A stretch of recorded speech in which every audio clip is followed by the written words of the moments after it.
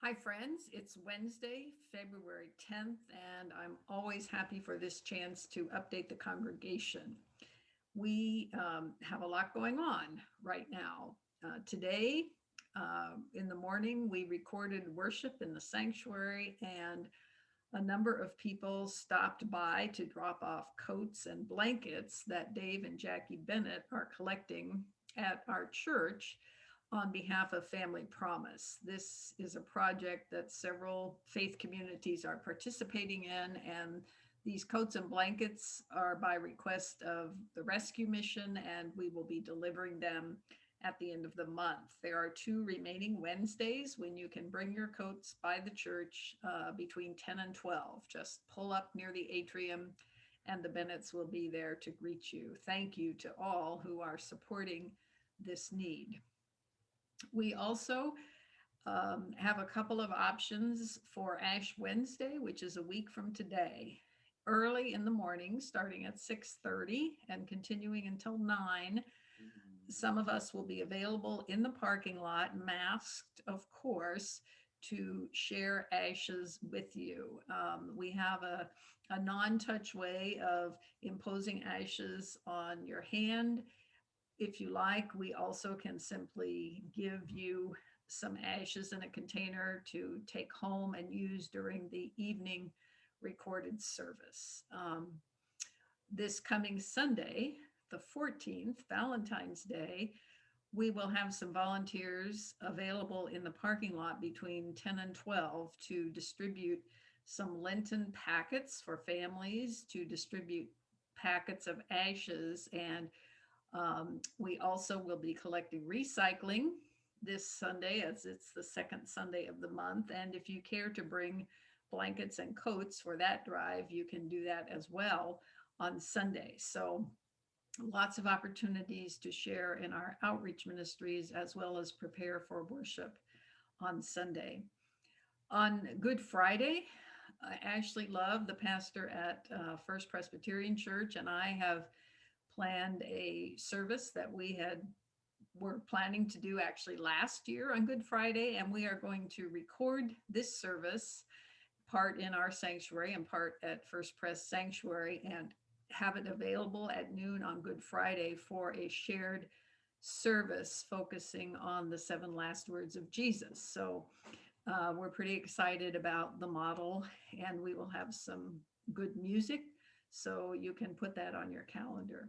We at Central will provide a service, a recorded service for Maundy Thursday. And on Easter sunrise, we are going to have an in-person, outdoor, socially distanced service at 7 a.m. just after sunrise.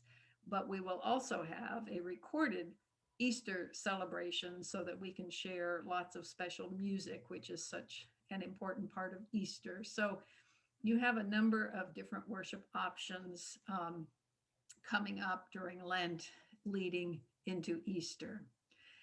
As you probably know, Alan Cook has been advertising a One Church, One Book study that a number of us will participate in various ways during Lent. We are going to be reading Brian Stevenson's book, Just Mercy.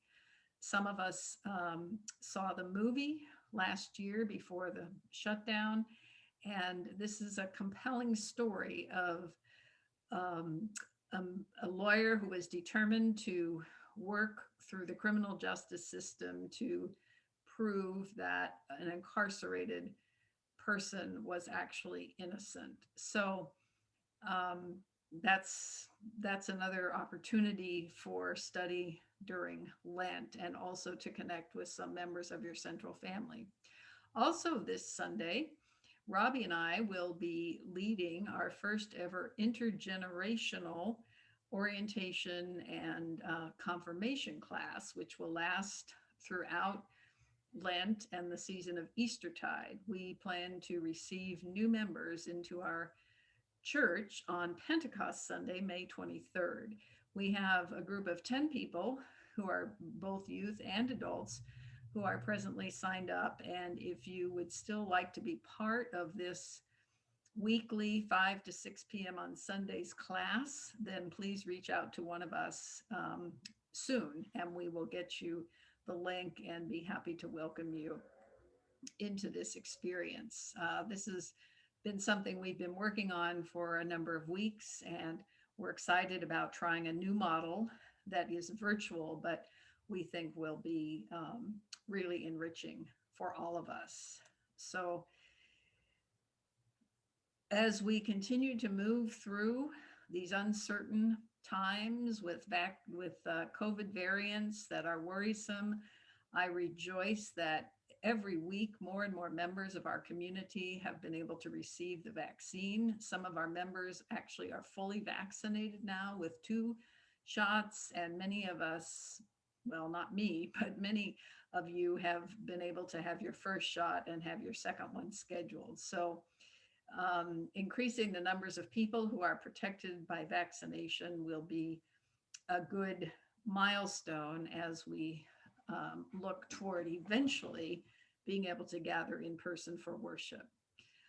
This week, we posted on our website the letter from our bishop, Bishop Minerva Carcano, explaining that despite the Supreme Court decision that says that churches are legally allowed, places of worship are legally allowed to gather in person, we in this conference of the United Methodist Church will not do that until it is much clearer that we can do so safely. It's a very good explanation of why we are waiting to gather in person, and I hope that you will have a chance to look at that letter if you have any questions about why we have not yet returned to in-person worship.